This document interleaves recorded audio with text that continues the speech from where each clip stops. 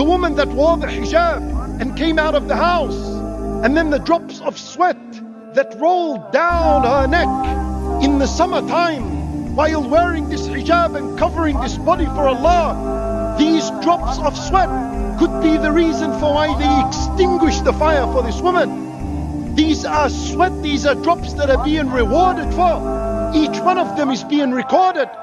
And that, my sister, is what patience upon the worship of Allah looks like. So don't leave your deen because it's difficult. Obviously it's difficult. Obviously there's a struggle. But the reward is great at the end. The reward is the paradise. The reward is meeting your Maker and your Creator and seeing Him subhanahu wa ta'ala.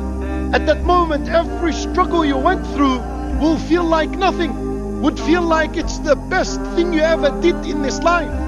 On the Day of Judgment, you'll realize that the best investment you ever made for yourself were the moments in which you worshipped Allah.